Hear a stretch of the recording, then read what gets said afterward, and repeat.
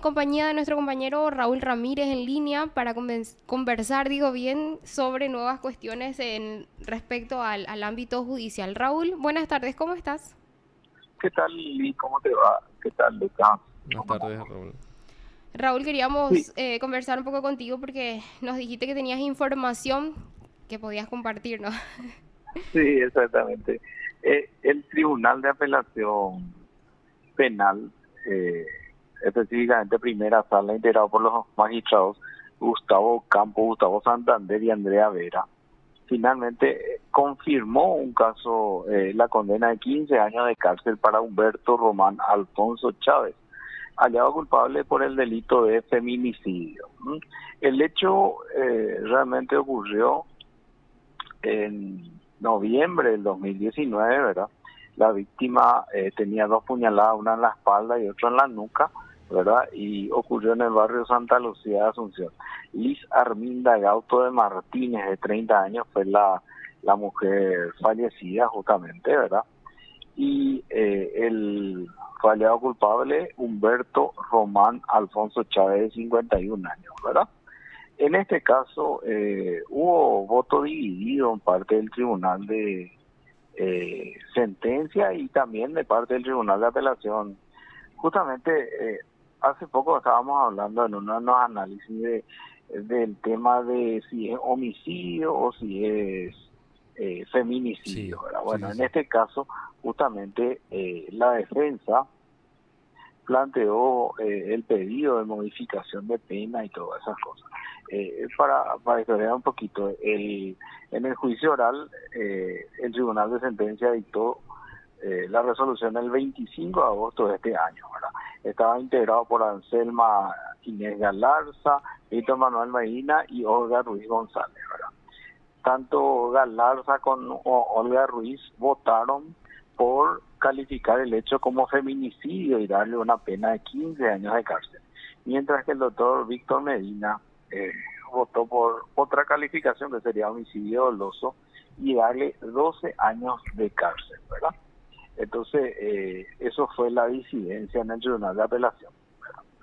Eh, Ellos tomaron como base de la sentencia la declaración de la hermana de la víctima, quien habla de que eran una pareja ocasional que vivían juntos 20 a 22 días y tenían bastantes problemas, se peleaban bastante, ¿verdad? Pero Ujú. ella fue la única que declaró en ese sentido, mientras que hubo otros testigos que decían que incluso en una ocasión el autor había sido herido a cuchillada por parte de la mujer, quien era adicta a las drogas, según se pudo determinar en el juicio oral y público, ¿verdad? Entonces, justamente eso fue el motivo de la disidencia en el tribunal, ¿verdad?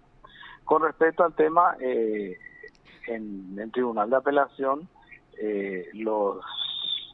los miembros, en este caso Gustavo Santander y Andrea Aldama, entendieron que la calificación estaba bien y que la sentencia tenía que ser confirmada, teniendo en cuenta que se probó que él había matado a la víctima, que tenía una relación sentimental y que Ujú. en varias ocasiones tuvieron peleas, ¿verdad?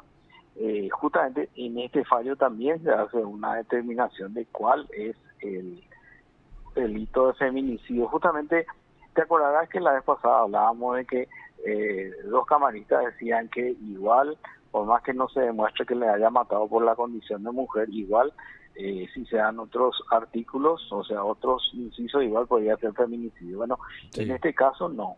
En este caso, dos camaristas entienden que sí o sí tiene que darse por la condición de mujer, y en este caso cuando empieza a golpearla, cuando hay violencia, agresiones verbales, físicas y todas esas cosas, entonces sí se puede decir que hay una degradación y una condición o sea, que el crimen se dio por Por la la condición de condición. odio. Ujú. Exactamente. Entonces, dos de ellos votaban por esto.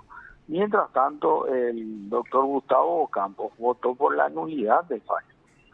Ten en cuenta que para él había una duda entre homicidio doloso y feminicidio, porque no se había probado justamente que hubo que le mató por su condición de mujer. Entonces, al final, por 2 votos a 1 se confirmó la pena y la calificación del fallo, ¿verdad? Sí. En este caso, el hecho punible de feminicidio y la pena de 15 años de cárcel para el acusado, en este caso, como dije, Humberto Román Alfonso Chávez, ¿verdad? Esa es la sentencia que se dictó. Y el caso incluso, podemos decir, tal vez llega a la corte, Raúl. Exactamente, Ahí va a ser exactamente. Y hay interesante el disidencia, análisis que puedan hacer. sí, hay disidencia tanto en primera como en segunda instancia, con respecto a la calificación. Sí. O sea, de hecho que tenemos todavía en el Poder Judicial varios camaristas, magistrados, incluso ministros de corte, podemos decir, Raúl, que tienen dudas acerca de esa figura, ¿verdad? Incluido entre ellos nosotros. Y sí, exactamente. Me parece, sería espectacular en este caso que la Corte, la Sala Penal de la Corte Suprema de Justicia ponga las bases y determine exactamente, porque este delito de feminicidio es muy discutido. ¿En qué sentido? En que de repente hay algunos grupos que dicen que cualquier muerte de mujer ya es feminicidio. Y no debe ser así según por lo menos lo que es la tipificación de la ley 5777. Claro, hay unas Entonces, condiciones que se esa es tienen una que dar, discusión. ¿verdad? Claro, porque dice, específicamente dice la muerte de la mujer por su condición de tal, ¿verdad? Y de repente a veces no se da eso, pero bueno, habría, como dije, que sea la Corte la que determine eso. Y bueno, casos hay de sobra, así que faltaría nada más en que la corte se anime. Sí, espero que no sean tantos los casos, ojalá que no. Bueno, por otro lado quería también darle una información con respecto al caso de Darío Messer Sí, sí, Raúl. y su hijo. Recuerden que había un pedido de comiso autónomo de bienes de Darío Messer, ¿verdad? Y también como consecuencia de los hechos punibles de lavado de dinero de ascensión criminal donde ellos estaban imputados, ¿verdad? Sí. Justamente, pero con rebeldía. En ese caso, los abogados habían pedido intervenir en la causa y se había rechazado y por eso hubo un hecho de una apelación, ¿verdad?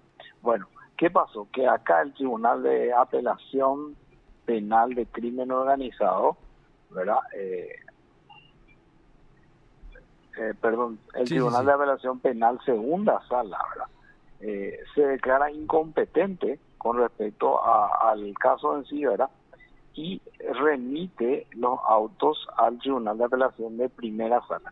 ¿Por qué esto? Porque según lo que dice la ley, ¿verdad?